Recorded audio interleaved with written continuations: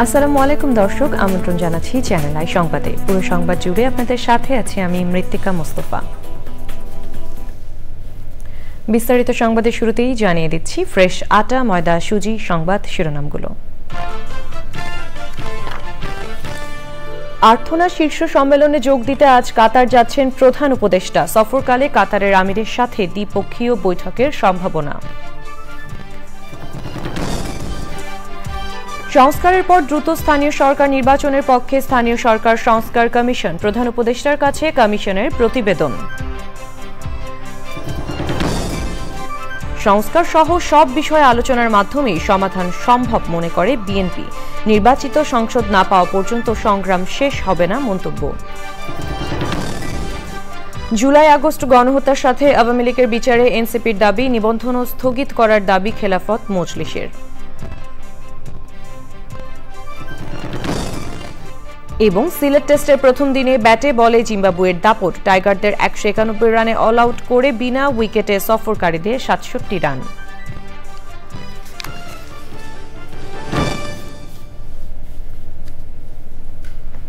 দর্শক, সংবাদ শিরোনামগুলো জানাচ্ছিলাম। এখনকার সংবাদ আয়োজন একই সঙ্গে চ্যানেল আইয়ের ইউটিউব চ্যানেলে এবং চ্যানেল আইয়ের ওটিটি প্ল্যাটফর্ম আই স্ক্রিনে লাইভ স্ট্রিম হচ্ছে। যাচ্ছে বিস্তারিত সংবাদে। আর্থনা শীর্ষ সম্মেলন 2025-এ যোগ দিতে আজ কাতার যাচ্ছেন অন্তর্বর্তী সরকারের প্রধান উপদেষ্টা অধ্যাপক মোহাম্মদ ইউনুস।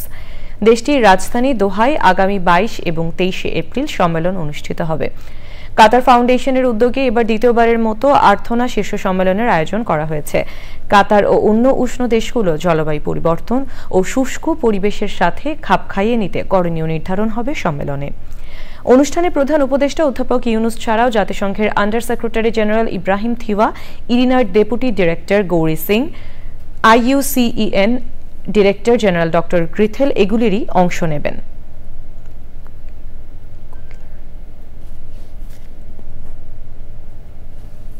প্রধান উপদেষ্টা ডক্টর মোহাম্মদ ইউনুস স্যার এখানে উপস্থিত হচ্ছেন সাস্টেনেবিলিটি অ্যান্ড ইনক্লুসিভ ফিউচার এবং ভবিষ্যতের প্রজন্মদের আমাদের যারা আছে তাদের জীবন যাতে আরো সহজ হয়, আমরা যাতে তাদের জন্য একটি সুন্দর পৃথিবী রেখে দিতে পারি, সেগুলো নিয়েই আলোচনা করেন প্রধান উপদেষ্টা মহোদয়। উনি আর্থনা সামিটের একটি গুরুত্বপূর্ণ এবং মুখ্য বক্তব্য যেটা আমরা বলি সেটা উনি প্রদান করবেন। স্থানীয় সরকার সংস্কার কমিশন প্রধান অধ্যাপক তোফায়েল আহমেদ বলেছেন, সংস্কার না করে জাতীয় বা স্থানীয় সরকার কোনো নির্বাচন করে ভালো ফল পাওয়া যাবে না। তিনি আরও বলেন, কোনো নির্বাচন আগে হবে এটা রাজনৈতিক দলগুলো আলোচনা করে সিদ্ধান্ত নেবে। তবে শিগগিরই স্থানীয় সরকার নির্বাচন হওয়া প্রয়োজন বলে মনে করে কমিশন। মোস্তফা মল্লিকের রিপোর্ট। 2024 সালের 17 নভেম্বর স্থানীয় সরকার বিশেষজ্ঞ তোফায়েল আহমেদকে প্রধান করে 8 সদস্যের স্থানীয় সরকার সংস্কার কমিশন গঠন করা হয়। প্রাথমিক প্রতিবেদন দেওয়ার প্রায় 2 মাস পর প্রধান উপদেষ্টা অধ্যাপক মোহাম্মদ ইউনুসের কাছে তাদের চূড়ান্ত প্রতিবেদন জমা দিল কমিশন। নগরীর ফরেন সার্ভিস একাডেমিতে এ নিয়ে সংবাদ সম্মেলনের আয়োজন করে প্রধান উপদেষ্টার প্রেস উইং। পরে সংবাদ সম্মেলনে তোফায়েল আহমেদ জানান, ইউনিয়ন পরিষদ, উপজেলা ও জেলা, পৌরসভা ও সিটি কর্পোরেশনের নির্বাচন করতে 5টি মৌলিক আইন রয়েছে। তিনি বলেন, এগুলো একটির আওতায় আনলে ব্যয় যেমন কমে আসবে, তেমনি মাত্র 40 দিনের মধ্যেই এক শিডিউলে সব নির্বাচন সম্ভব। ইলেকশনের প্রশ্ন আসলে আগে সংস্কার না করে কোনো ইলেকশন করলে কোনো লাভ হবে না। এটা জাতীয় ইলেকশন বলেন না স্থানীয় ইলেকশন বলেন, সেই জন্য আমরা সংস্কারটাকে প্রাধান্য দিয়েছি। 5টা মৌলিক আইন, পৃথক পৃথক আইন, কিন্তু এগুলো অনেক ক্ষেত্রে কিন্তু একটা আর একটা প্রতিরূপ অথবা সাংঘর্ষিক কোনো কোনো ক্ষেত্রে। আমরা সব আইনগুলোকে পর্যালোচনা করে একটা সিঙ্গেল অ্যাক্টের অধীনে ইউনিয়ন, উপজেলা, জেলা, পৌরসভা, সিটি সবগুলোকে নিয়ে আসছি। ইলেকশনটাও তখন ইজি হয়ে যাবে। আমরা হিসাব করে দেখেছি প্রায় 225 দিন সময় চলে যায় এই ইলেকশনগুলো করতে গিয়ে, এবং তারপর আমরা হতাহত যখন বহু কিছু হয়। এই সিস্টেমে আসি আমরা, তাহলে একটা শিডিউলে 40 দিনের একটা শিডিউল দিয়ে আপনি 5 বছরের ইলেকশন করে ফেলতে পারবেন। একটা সরকার শুরুতেই এরকম নির্বাচনটা হতে হলে 5 বছর সরকার কাজ করবে, আর নতুন কোনো ইলেকশন লাগবে না। যে 2020-21 থেকে 2024 পর্যন্ত যে লোকাল গভর্নমেন্ট ইলেকশনগুলো হয়েছে, এতে খরচ হয়েছে 300 কোটি টাকার মতো। এই খরচটা 600-700 কোটি টাকাতে নেমে আসবে। তোফায়েল আহমেদ বলেন, স্থানীয় পর্যায়ে শূন্যতা পূরণের জন্য দরকার স্থানীয় সরকারের নির্বাচন। সরকার কত শতাংশ পূরণ করতে পারে, অর্থাৎ এখনই যেগুলো করা সম্ভব। এই কথাটা প্রধান উপদেষ্টা মহোদয় জিজ্ঞেস করেছেন। আমরা যে সুপারিশগুলো রেখেছি এইগুলোই শুধু আইন করতে হবে, অ্যাক্ট করতে হবে। বাকি যতগুলো সুপারিশ আছে সবগুলো এক্সিকিউটিভ অর্ডারে করা যাবে। স্থানীয় নির্বাচন ইম্পর্টেন্ট, জাতীয় নির্বাচন ইম্পর্টেন্ট। এটাকে একটার আগে একটা পরে, একটা করলে আর একটা করতে পারবো না, এই জাতীয় শর্তই বোধহয় আমার মনে হয় এটা অমূলক কথা। দুটাই করতে হবে এবং দুটো কোনটা আগে কোনটা পরে হবে সেটা সিদ্ধান্ত সরকার এবং ওনারা নিন। তো আমরা চাই স্থানীয় নির্বাচনটা অবিলম্বে করা হোক। স্টেবল সিস্টেমের জন্যও কিন্তু এই প্রতিষ্ঠানগুলোর মধ্যে নেতৃত্ব নিয়ে আসা দরকার। স্থানীয় পর্যায়ে সংরক্ষিত নারী আসনে কেউ বিজয়ী হলে ওই প্রার্থীকে পরবর্তী নির্বাচনে সরাসরি লড়াই করার সুপারিশ করা হয়েছে। স্থানীয় সরকার মন্ত্রণালয়ের নাম পরিবর্তনেরও সুপারিশ করা হয়েছে। Mostafa Mallik, Channel i, Dhaka. বিএনপি মহাসচিব মির্জা ফখরুল ইসলাম আলমগীর বলেছেন, বিএনপির সংগ্রাম এখনও শেষ হয়নি, নির্বাচিত সংসদ পায়নি বিএনপি। রাজধানীতে এক আলোচনায় তিনি আশা প্রকাশ করেছেন, সংস্কার সহ সকল বিষয় আলোচনার মাধ্যমে সমাধান হবে। রাহুল রায় রিপোর্ট। বিএনপি নেতা আব্দুল্লাহ আল নোমানের স্মরণে আলোচনা সভা ছিল রাজধানীতে। শ্রমিক দলের আয়োজনে এই আলোচনায় বিএনপি মহাসচিব ও সিনিয়র নেতারা শ্রদ্ধাভরে স্মরণ করেন আব্দুল্লাহ আল নোমানকে। নেতাকর্মীদের দিক নির্দেশনাও দেন তারা। আমাদের সংগ্রাম এখনো শেষ হয়নি, আমরা কিন্তু এখনো সেই গণতান্ত্রিক উত্তরণ আমাদের হয়নি। আমরা নির্বাচনের মধ্য দিয়ে একটা নির্বাচিত সরকার ও পার্লামেন্ট এখনো পাইনি। পেয়েছি কি? সেই জন্য আমাদেরকে অত্যন্ত সাবধানতার সঙ্গে, দৃঢ়তার সঙ্গে, সচেতনতার সঙ্গে আমাদেরকে কিন্তু কাজ করতে হবে। দলকে আরো সুদৃঢ় করতে হবে, সংগঠনকে আরো শক্তিশালী করতে হবে। আলোচনায় সব সমাধানের পথ দেখাবে বলে আশা প্রকাশ করেন তিনি। কতগুলো নির্ধারিত বিষয়গুলোকে আমরা অনির্ধারিত করে ফেলছি, অনিশ্চিত করে ফেলছি। আজকে সংস্কার, নির্বাচন, এই কথাগুলো সাধারণভাবে অনেকে বেশি উচ্চারিত। সকল রাজনৈতিক দল, গোষ্ঠী, সকলের দায়িত্ব হবে অত্যন্ত ধৈর্যের সঙ্গে সমস্যাগুলো আলোচনার মাধ্যমে সমাধান করা। প্রাইম বিশ্ববিদ্যালয়ের এক ছাত্রদল নেতার হত্যার ঘটনায় মির্জা ফখরুল বলেছেন, যারা এই হত্যাকাণ্ড ঘটিয়েছে তারা বাংলাদেশের পক্ষের নয়, তারা কখনোই বাংলাদেশের পক্ষের মানুষ নন। রাহুল রায়, চ্যানেল আই, ঢাকা। জাতীয় নাগরিক পার্টির আহ্বায়ক নাহিদ ইসলাম বলেছেন, জুলাই আগস্ট আন্দোলনে গণহত্যায় জড়িতদের বিচারের সাথে সাথে দলগতভাবে আওয়ামী লীগের বিচার হতে হবে। রোববার খেলাফত মজলিসের সঙ্গে বৈঠক শেষে নাহিদ ইসলাম আরও বলেন, জুলাই আগস্টের শহীদদের সাংবিধানিক স্বীকৃতি দিতে হবে। বিচার শেষ না হওয়া পর্যন্ত আওয়ামী লীগের নিবন্ধন স্থগিত করতে হবে বলেছেন খেলাফত মজলিসের মহাসচিব। তাফিমুল ইসলামের রিপোর্টে বিস্তারিত। বিকেলে রাজধানীর বিজয়নগরে খেলাফত মজলিসের অফিসে দলটির সঙ্গে বৈঠক করেন জাতীয় নাগরিক পার্টির আহ্বায়ক নাহিদ ইসলামের নেতৃত্বে একটি প্রতিনিধি দল। দীর্ঘ 2 ঘন্টার বৈঠকে শহীদদের সাংবিধানিক স্বীকৃতি, গণহত্যাকারীদের বিচার সহ জুলাই সনদ অনুযায়ী মৌলিক সংস্কার শেষে দ্রুততম সময়ে নির্বাচন সহ 8টি বিষয়ে একমত হয়েছে দল দুটি। পরে খেলাফত মজলিসের মহাসচিব বলেন, জুলাই সনদ প্রদান করে দ্রুত সময়ের মধ্যে নির্বাচন দিতে হবে। গণহত্যা দায় ফ্যাসিবাদী দল হিসাবে আওয়ামী লীগের বিচার করতে হবে।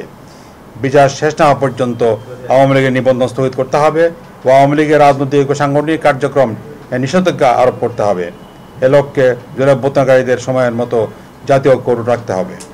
জুলাই গণঅভ্যুত্থানকালীন গণহত্যা, শাপলা চত্বরের গণহত্যা, পিলখানায় বেরিয়ার হত্যা সহ বিগত 15 বছরে গুম, খুন, হত্যার জড়িত দ্রুত বিচার করতে হবে।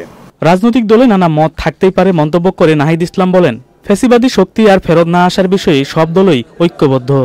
থেকে জুন একটা সময় ফ্রেম তো আছে, কিন্তু আমরা এই বিষয়ে ঐক্যমত যে সেই সময়ের আগে একটা নির্বাচনের পূর্বে একটা তো বিচারের বিষয়টা আমরা বলেছি, আর একটা হচ্ছে যে মৌলিক সংস্কারের, রাষ্ট্র কাঠামোর মৌলিক সংস্কারের জন্য যে জুলাই সনদের কথা বলা হচ্ছে সেটা দ্রুত উদ্যোগ নিয়ে সেটা দ্রুত বাস্তবায়ন করতে হবে ঐক্যমতের ভিত্তিতে। এই জুলাই সনদেই আসলে বাংলাদেশের সংস্কারের রূপরেখাটি হাজির থাকবে। ঐক্যমত তৈরির লক্ষ্যে রাজনৈতিক দলগুলোর সাথে এ বৈঠক চলছে বলে জানিয়েছেন দল দুটির নেতারা। তাফহিমুল ইসলাম, চ্যানেল আই, ঢাকা। রাজধানীর বনানীতে প্রাইম এশিয়া বিশ্ববিদ্যালয়ের শিক্ষার্থী জাহিদুল ইসলাম পারভেজ হত্যাকাণ্ডে সোবহান নিয়াজ তুষার ও হৃদয় মিয়াজি সহ 8 জনের নাম উল্লেখ করে অজ্ঞাতনামা আরও 20 থেকে 30 জনের বিরুদ্ধে মামলা হয়েছে। পুলিশ জানিয়েছে ঘটনার মোটিভ উদ্ঘাটন ও জড়িতদের গ্রেপ্তারের চেষ্টা চলছে। হত্যাকাণ্ডের দৃষ্টান্তমূলক বিচার চেয়েছে নিহতের পরিবার। শহীদুল্লাহ রাজু রিপোর্ট। শনিবার সন্ধ্যায় নির্মমভাবে নিহত হন প্রাইম এশিয়া বিশ্ববিদ্যালয়ের টেক্সটাইল ইঞ্জিনিয়ারিং বিভাগের 3য় বর্ষের ছাত্র জাহিদুল ইসলাম পারভেজ। জানা গেছে, বিকেলে জাহিদুল পারভেজ ও তার বন্ধুদের সাথে একই বিশ্ববিদ্যালয়ের ইংরেজি বিভাগের কয়েকজন শিক্ষার্থীর বাকবিতণ্ডা হলে বিশ্ববিদ্যালয় কর্তৃপক্ষের হস্তক্ষেপে বিষয়টি সমাধান হয়। এর কয়েক ঘণ্টা পরেই ছুরিকাঘাতে নিহত হন জাহিদুল। রোববার সকালে ঢাকা মেডিকেল কলেজ হাসপাতালে জাহিদুলের মরদেহের পোস্টমর্টেম সম্পন্ন হয়। জাহিদুলের ভাই হুমায়ুন কবির বাদী হয়ে বনানী থানায় হত্যা মামলা করেন। মামলায় বিশ্ববিদ্যালয়ের এলএলবি ও ইংরেজি বিভাগের 3 শিক্ষার্থী মাহাথি, মেহরাব, আবুজার গিফারি ছাড়াও আরও কয়েকজনকে আসামি করা হয়েছে।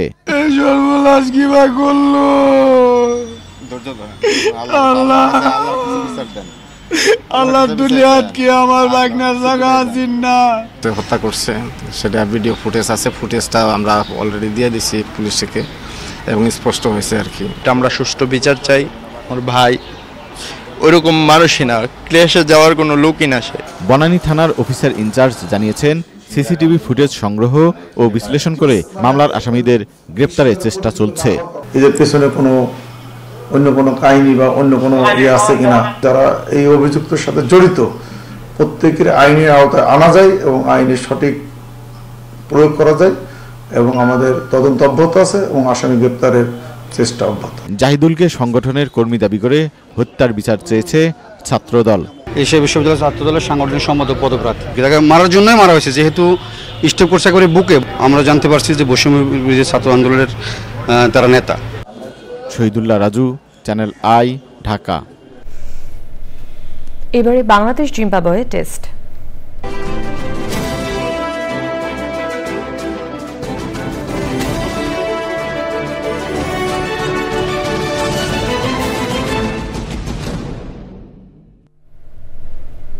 সিলেটে শুরু হয়েছে বাংলাদেশ জিম্বাবুয়ে 2 ম্যাচ টেস্ট সিরিজের প্রথম টেস্ট। প্রথম দিন শেষে বাংলাদেশের চেয়ে 124 রানে পিছিয়ে জিম্বাবুয়ে। প্রথম ইনিংসে ব্যাটিং ব্যর্থতায় 191 রানে অল আউট হয়েছে বাংলাদেশ। জবাবে বিনা উইকেট 67 রানে প্রথম দিন শেষ করেছে জিম্বাবুয়ে। সিলেটে তানভীর আহমেদের রিপোর্ট। সিলেট আন্তর্জাতিক ক্রিকেট স্টেডিয়ামে দর্শকবিহীন মাঠে টস জিতে ব্যাটিংয়ে নামে বাংলাদেশ। 2 ওপেনার শুরুতে স্বাচ্ছন্দ্যে ব্যাট করলেও জিম্বাবুয়ের পেসার নিয়াউইচির তুপের মুখে বেশিক্ষণ টিকতে পারেননি। জয় 14 আর সাদমান করেন 12 রান। লাঞ্চের আগে 2 ওপেনারের বিদায়ে চাপে পড়ে বাংলাদেশ। এরপর শান্ত ও মুমিনুলের 66 রানের পার্টনারশিপে কিছুটা স্বস্তি ফেরালেও ইনিংসটা বড় করতে পারেননি শান্ত। রান খরায় থাকা শান্ত থামেন 40 রানে। ব্যাটারদের আসা যাওয়ার মিছিলে এক প্রান্ত আগলে রেখেছিলেন মুমিনুল হক, কিন্তু 50-র পর ধৈর্য হারিয়ে ফেলেন। ক্যারিয়ারের 22তম 50 তুলে 56 রান করে মুমিনুল ফিরলেও আবারও হোঁচট খায় টাইগারদের ব্যাটিং লাইন আপ। মুশফিক ও মেহেদি মিরাজ ছুঁতে পারেননি 2 অঙ্কের ঘর। শেষ দিকে জাকের আলী ও হাসান মাহমুদের 47 রানের পার্টনারশিপ একটু লড়াইয়ের ইঙ্গিত দিলেও বাংলাদেশের ইনিংস থামে 191 রানেই।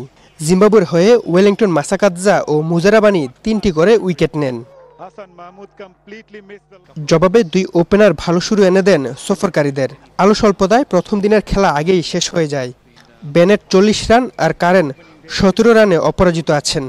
ম্যাচের আগের দিন অধিনায়ক শান্ত বলেছিলেন নতুন বছরে নতুনভাবে শুরু করতে চান টেস্ট।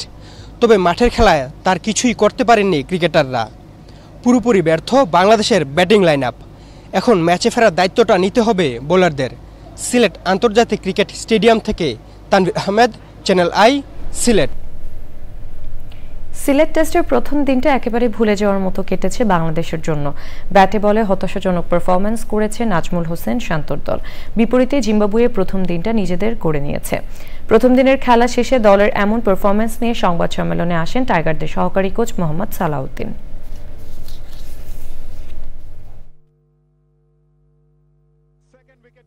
মানুষের দিক দিয়ে তারা অনেক কিছু চেঞ্জ করার চেষ্টা করতেছে। তাদের নিজের ইমপ্রুভমেন্টের ব্যাপারে তারা অনেক বেশি সচেতন। হয়তো আমরা আজকে খুবই খারাপ খেলেছি, বাট আমি মনে করি আজকে ব্যাটিংটা আমাদের ভালো হয়নি, বোলিংও ভালো হয়নি, বাট আমরা চেষ্টা করবো যে এই জায়গা থেকে আমরা কীভাবে তাড়াতাড়ি ম্যাচে ফিরতে পারি। দর্শক, এবারে চলে যাচ্ছি বিরতিতে। বিরতির পর অন্যান্য সংবাদের সাথে থাকছে হামাস অস্থায়ী যুদ্ধবিরতি চুক্তি প্রত্যাখ্যান করায় গাজায় হামলার তীব্রতা বাড়ানোর ঘোষণা দিয়েছেন ইসরায়েলের প্রধানমন্ত্রী বেনিয়ামিন নেতানিয়াহু। এক ভিডিও বার্তায় তিনি বলেন, বিজয়ের আগ পর্যন্ত নিজেদের অস্তিত্ব টিকিয়ে রাখতে ইসরায়েলকে যুদ্ধ চালিয়ে যাওয়া ছাড়া আর কোনো উপায় নেই। এদিকে গাজায় অব্যাহত ইসরায়েলি হামলায় আরও 30 ফিলিস্তিনি নিহত হয়েছে। গাজার স্বাস্থ্য মন্ত্রণালয় বলছে, যুদ্ধ শুরুর পর এখন পর্যন্ত নিহতের সংখ্যা দাঁড়িয়েছে 51,201 জনে। এছাড়া গাজায় 15 স্বাস্থ্যকর্মী ও ত্রাণ সহায়তাকারী হত্যার বিষয়ে একটি প্রতিবেদন প্রকাশ করেছে ইসরায়েল। এই ঘটনাকে অপারেশনাল ভুল বোঝাবুঝি ও আদেশ লঙ্ঘন করার কথা দাবি করছে তারা।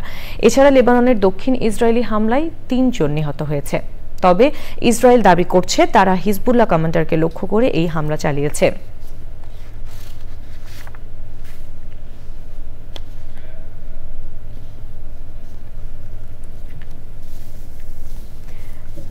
মেঘনা গ্রুপ অফ ইন্ডাস্ট্রির অঙ্গ প্রতিষ্ঠান ইউনিক সিমেন্ট ইন্ডাস্ট্রিজ বাংলাদেশে নিয়ে এসেছে ঢালাই স্পেশাল সিমেন্ট।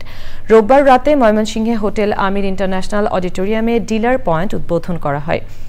ঢালাই স্পেশাল সিমেন্টের dealer messrs Akhil and brothers এর স্বত্বাধিকারী অখিল ধর অনুষ্ঠানে সভাপতিত্ব করেন। এছাড়া অনুষ্ঠানে ব্র্যান্ড ম্যানেজার রাকিব হাসানের সঞ্চালনায় সেলস অ্যান্ড মার্কেটিং বিভাগের ডিজিএম জিয়ারুল ইসলাম, এজিএম বিদ্যুৎ কুমার বণিক, ম্যানেজার রফিকুল ইসলাম সহ অন্যরাও বক্তৃতা করেন।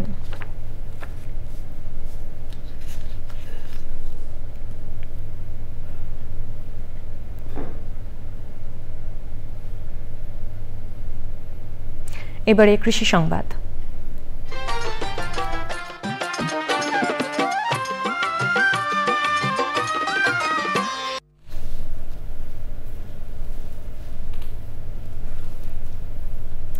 দেশের বড় ফসলের ভান্ডার হিসেবে পরিচিত কিশোরগঞ্জের হাওড় অঞ্চলের বিস্তীর্ণ মাঠ জুড়ে সোনালী ধানের হাতছানি। হাওড়ের মাঠে এখন চলছে ধান কাটার ধুম। কাকডাকা ভোর থেকে সন্ধ্যা পর্যন্ত ফসল ঘরে তুলতে ব্যস্ত সময় পার করছেন হাওড়ের কৃষক। ধানের দাম নিয়ে দুশ্চিন্তাও আছে তাদের। কিশোরগঞ্জ থেকে এসকে রাসেলের পাঠানো তথ্য ভিডিওচিত্র নিয়ে রাজীব আহমেদের রিপোর্ট। কিশোরগঞ্জের হাওড় অঞ্চলে এবার বোরো ধানের ভালো ফলন হয়েছে।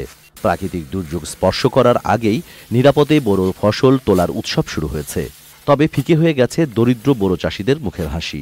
অনেক চাষি 820 থেকে 900 টাকা মন দরে ফরিয়াদের কাছে বিক্রি করতে বাধ্য হচ্ছেন। আমরা যদি ধানের দরটা একটু বেশি পাই তাহলে যেন আমরা একটু পোষা যাওয়া, যেহেতু এনজিও থেকে কিস্তি মিস্তি তুলিয়া আমরা এই গৃহস্থিটা করি।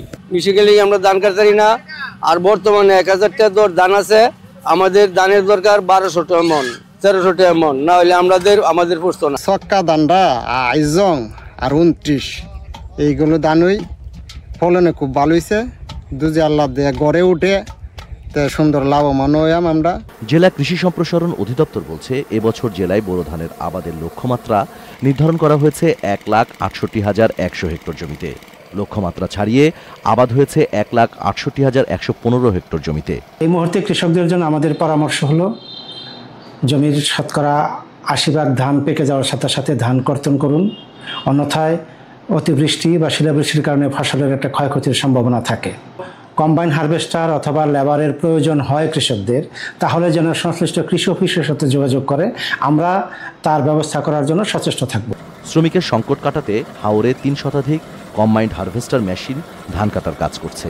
এছাড়া প্রতিদিন বাইরের জেলা থেকে হারভেস্টার মেশিন আসছে। Rajib Ahmed, Channel i. এখন দেখবেন প্রকৃতি সংবাদ।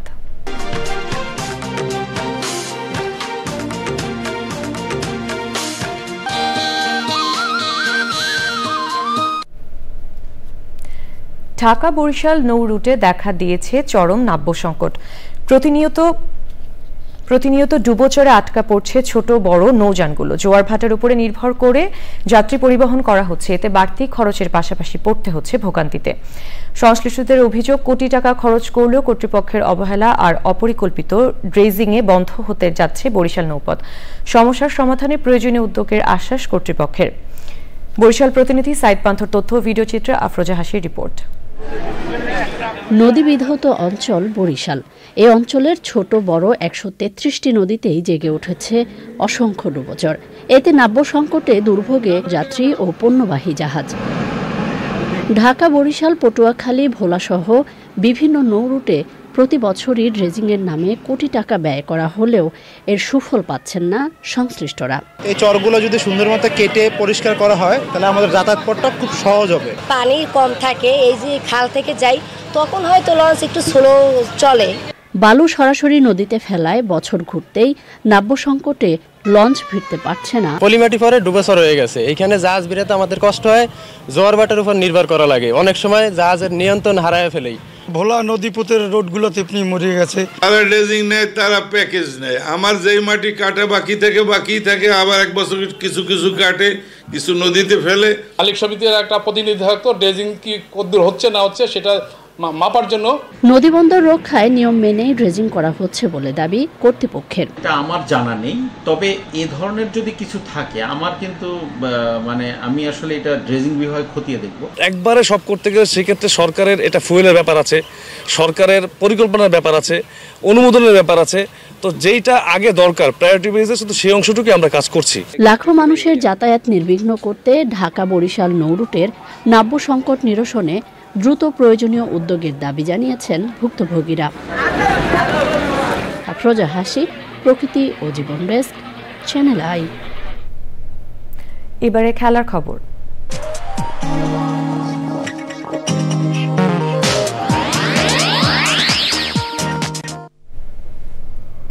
সবশেষে ফ্রেশ আটা, ময়দা, সুজি সংবাদ শিরোনামগুলো জানিয়ে দিচ্ছি আরও একবার।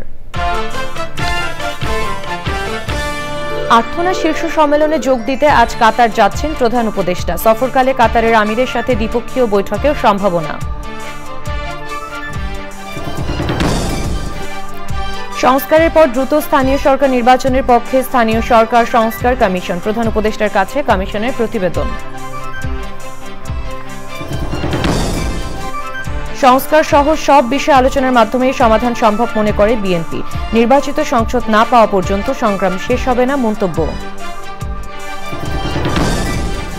জুলাই আগস্ট গণহত্যার সাথে আওয়ামী লীগের বিচারে এনসিপির দাবি, নিবন্ধন স্থগিত করার দাবি খেলাফত মজলিসের।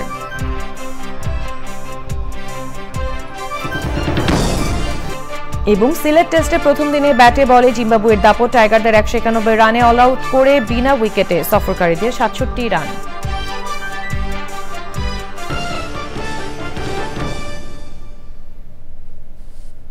চ্যানেল আই সর্বশেষ সংবাদ জানতে ভিজিট করুন channelionline.com এবং যুক্ত থাকুন আমাদের সোশ্যাল মিডিয়া প্ল্যাটফর্মগুলোর সাথে।